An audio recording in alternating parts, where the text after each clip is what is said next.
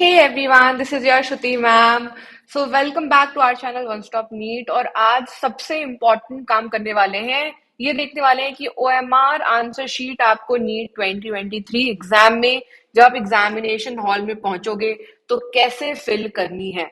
भाई अभी आज मैं जो आपको इंस्ट्रक्शंस बताने वाली हूँ वो OMR फिलिंग के लिए बहुत बहुत बहुत इम्पोर्टेंट है, जहां मैं आपको कुछ ट्रिक्स भी टिप्स भी दूंगी कि आपको बायो में कैसे ओएमआर शीट फिल करनी चाहिए, फिजिक्स में कैसे, केमिस्ट्री में कैसे, है ना। बाद के लिए आपको सारे ओएमआर फिलिंग नहीं छोड़नी चाहिए। तो ऐसे बहुत सारे मैं आपके लिए वीडियोस बनाती रहूंगी, इसलिए जरूर से सबसे पहले तो चैनल को सब्सक्राइब कर लो और जरूर से सारे अपकमिंग सेशंस के वीडियोस के रिमाइंडर सेट कर लो और डेली लाइव क्लास में भी आ जाया करो अगर आप नीट के एस्पिरेंट हो तो। अब चलो देखते हैं ओएमआर शीट कैसे फिल करनी है। भाई आपकी ओएमआर शीट फिल करने के लिए कुछ इंस्ट्रक्शंस आपको दिए जाते हैं, आपके इंफॉर्मेशन बुलेटिन में भी लिखे हुए हैं जो आपको पता होना चाहिए।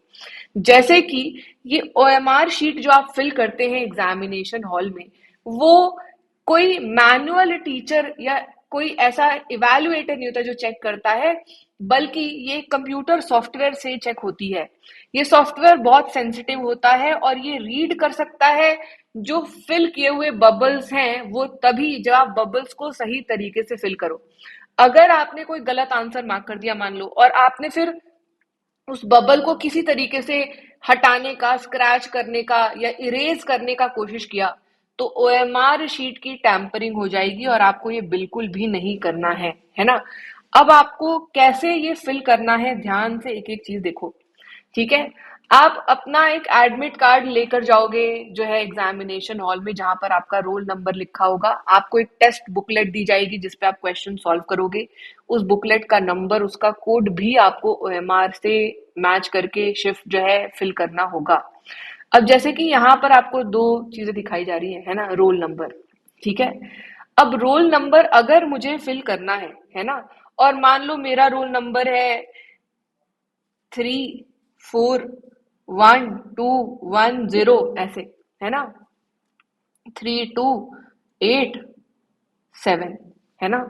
तो बबल फिल करते के टाइम पर आपको बहुत ध्यान से, जहां 3 लिखा है वहां 3 फिल करोगे, जहां 4 लिखा है वहां 4 फिल करोगे, 1 लिखा है तो 1 फिल करोगे। अब भाई बबल फिल करने के अलग अलग तरीके हो सकते हैं।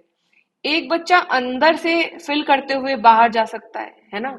दूसरा बच्चा बाहर से अंदर बबल को फिल कर रहा है, कौन सा तरीका बेस्ट है, एक तो ये पूछते हैं बच्चे। अब देखो, वैसे तो आप पे डिपेंड करता है आप कंफर्टेबल कैसे हो, लेकिन अगर आप बाहर बबल पहले फिल कर रहे हो तो हो सकता है एक चांस कि आपने बबल गलत फिल कर दिया। तो हमेशा अंदर एक डॉट लगाते हुए बाहर की तरफ फिर बबल को फिल करो, है ना, इस तरीके से याद रखना। अब बबल फिल करते समय दूसरा क्या एक मिस्टेक करते हैं बच्चे, गलती से 1 भी यहीं फिल किया और 2 नेक्स्ट है नंबर यहां फिल करना था, उसकी जगह 2 यहां फिल कर दिया। भाई अब ये अलग अलग कॉलम्स हैं, इन कॉलम्स में आप एक ही कॉलम में 2 बबल फिल नहीं कर सकते हो।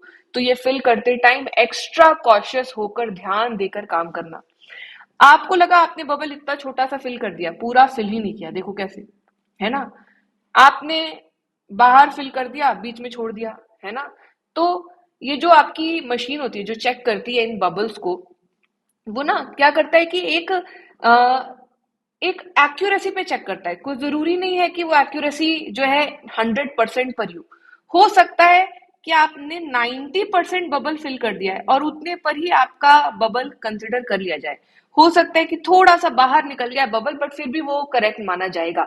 लेकिन अपनी तरफ से आपको कॉशियस होकर पूरा ट्राई ये करना है कि आप बबल्स को अच्छे से फिल करो, ठीक है। दूसरा, जैसे मैंने बोला कि आपको क्वेश्चन के बुकलेट मिलेगी, टेस्ट बुकलेट, उसका भी एक नंबर होगा। उसको भी आपको इसी तरीके से पहले यहाँ पर न्यूमरल्स को लिखना है और फिर बबल्स फिल करने हैं। आपको साइन करना होगा, है ना। तो आपका सिग्नेचर और मम्मी और पापा का नाम, तो आपका नेम, मम्मी का, पापा का नाम, है ना। क्या लिखा है, इन रनिंग हैंड राइटिंग। क्या मतलब है रनिंग हैंड राइटिंग का, अगर मैं अपना नाम लिख रही हूँ श्रुति, तो मैं अपना नाम ऐसे रनिंग हैंड राइटिंग में लिखूंगी, ये मेरी हैंड राइटिंग है। कभी भी मैं अपना नाम इस तरीके से रनिंग हैंड राइटिंग में नहीं लिखूंगी। यहाँ मैंने सब कुछ कैपिटल लेटर में लिख दिया है। तो रनिंग हैंड राइटिंग मतलब जो आपकी हैंड राइटिंग है उस हैंडराइटिंग में आप अपना नाम लिखो, ठीक है।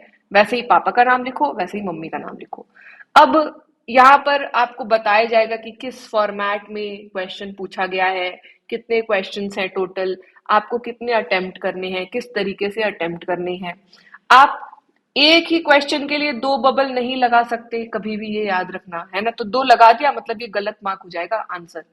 फिर आपको वहां पर एक जगह अपना सिग्नेचर भी करना होगा, again in running hand writing. तो अगर मैं अपना सिग्नेचर ऐसे करती हूँ, है ना, तो ये मेरा सिग्नेचर हो गया।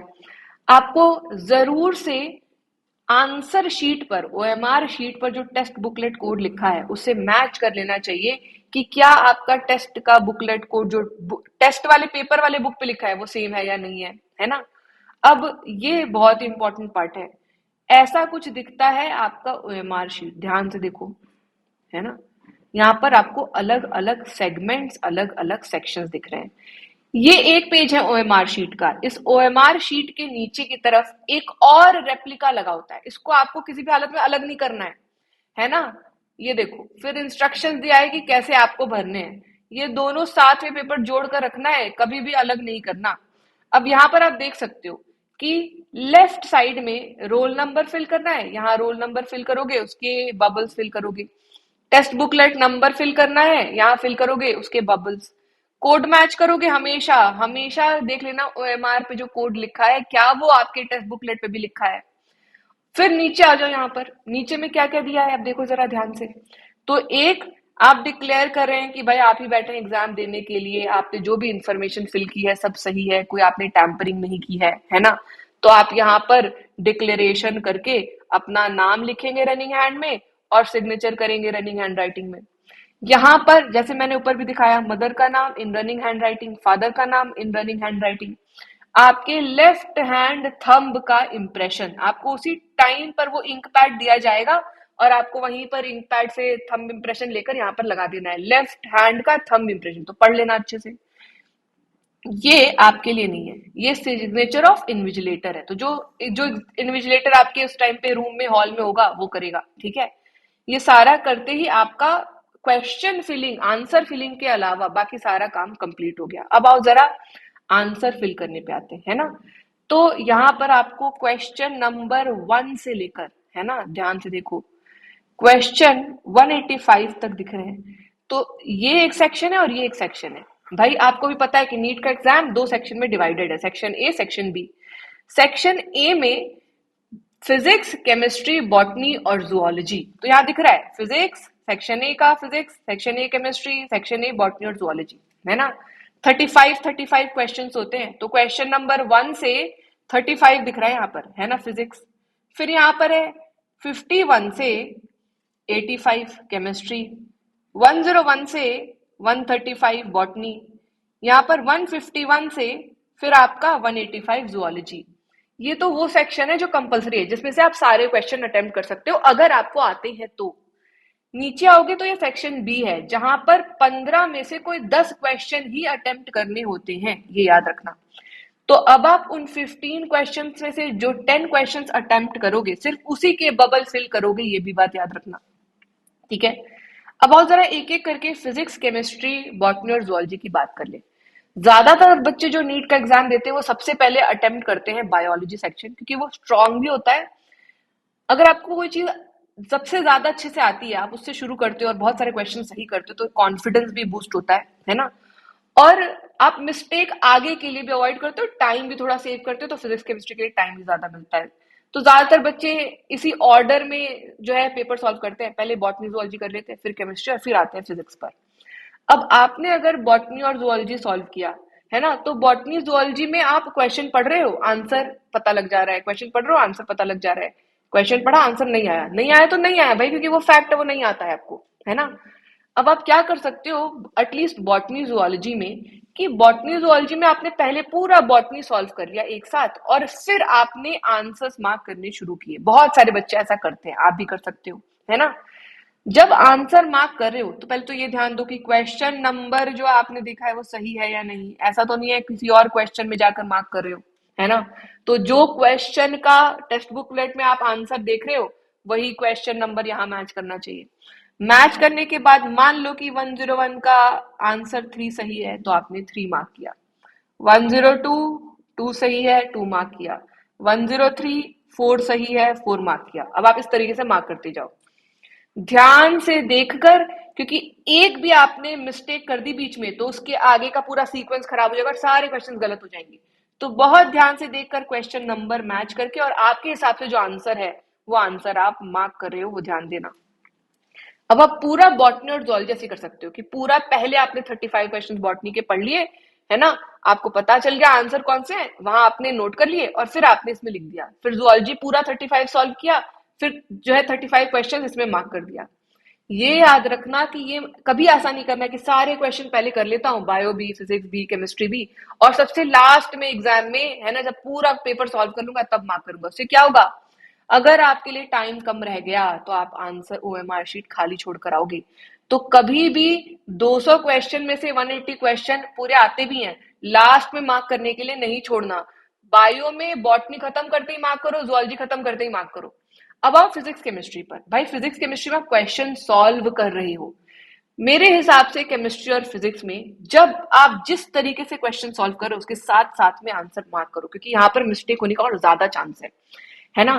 तो 51 मान लो मैं केमिस्ट्री सॉल्व कर रही हूँ, 51st क्वेश्चन जैसे ही मैंने सॉल्व किया मुझे पता लग गया इसका आंसर 2 है, मैं उसी टाइम पर इसका आंसर 2 मार्क कर दूंगी। 52 सॉल्व किया, नहीं आता है, छोड़ दिया। 53 सॉल्व किया, नहीं आता है, छोड़ दिया। 54 सॉल्व किया, अब मुझे पता है इसका आंसर 1 है, आ गया मेरा आंसर, 100% मैं श्योर हूं, तो मैंने 54 तभी मार्क कर दिया, है ना। तो कभी भी केमिस्ट्री और फिजिक्स में आपको मेरे हिसाब से अगेन, है ना, पूरा पेपर सॉल्व करने का वेट नहीं करना चाहिए, क्योंकि हो सकता है कि आपको क्वेश्चन सॉल्व करने में बहुत ज्यादा टाइम लग रहा हो, आप मिस आउट कर जाओगे फिजिक्स क्वेश्चन और केमिस्ट्री के क्वेश्चंस के आंसर मार्क करने में, अगर आप साथ साथ में मार्क नहीं करोगे तो साथ साथ में मार्क करते जाओ। और फिर से बोलूंगी, बबल फिल कर रहे हो, अल्टीमेटली तो आपकी मर्जी है, लेकिन फिल करते टाइम ये ध्यान रखो कि आप अपने हिसाब से 100%, है ना, जो बबल बनाया हुआ है उसके ऊपर जो है मार्क कर रहे हो। आप जल्दीबाजी में इतना नहीं छोड़ना, जल्दीबाजी में ऐसे नहीं कर देना, है ना। तो ये वाला पार्ट बहुत बहुत बहुत इंपॉर्टेंट है। आपने रोल नंबर फिल करने में एक भी छोटी सी मिस्टेक कर दी, एक भी मिस्टेक, और आपका पूरा पूरा ओएमआर शीट रिजेक्ट हो सकता है। बिल्कुल भी वो रिस्क नहीं लेना। बहुत ही कामली, बहुत ही कंपोज तरीके से क्वेश्चंस को अच्छे से पढ़ना, ऑप्शंस को अच्छे से पढ़ना, आंसर 100% श्योर हो तो मार्क करते चलना।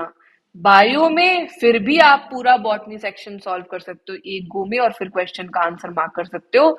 फिजिक्स और केमिस्ट्री में क्वेश्चन का आंसर साथ साथ में मार्क करते जाना, क्योंकि आपको नहीं पता है कि पेपर कितना लेंदी आने वाला है, कितना टाइम लगने वाला है, और आप बहुत सारे सही आंसर्स नहीं मार्क कर पाओगे तो मिस करके आ जाओगे। आई होप इससे आपको ओएमआर फिल करने की समझ आ गई है। आप ये ओएमआर शीट अपने इंफॉर्मेशन बुलेटिन से डाउनलोड करके, प्रिंट करके, और खुद से घर पे बैठ के भी सॉल्व कर सकते हो, खुद से प्रैक्टिस कर सकते हो। तो 2-3 ओएमआर शीट ऐसी रख लो और खुद से लेकर प्रैक्टिस जरूर से कर लो। एक हफ्ते बचे हैं एग्जाम में, मुझे पता है बहुत ज्यादा नर्वस हो रहे होगे, बहुत ज्यादा एंशियस हो रहे होगे, लेकिन याद रखना, एंशियस होना, नर्वस होना किसी भी चीज का सोल्यूशन नहीं है। आपको खुद को स्ट्रांग बनाना है इस टाइम पर, फिजिकली, मेंटली।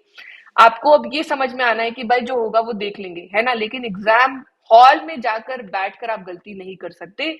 ये कॉन्फिडेंस अब बहुत जरूरी है। अगर आपने पूरे साल पढ़ाई करी है तो आप एग्जाम जरूर और जरूर क्लियर करोगे।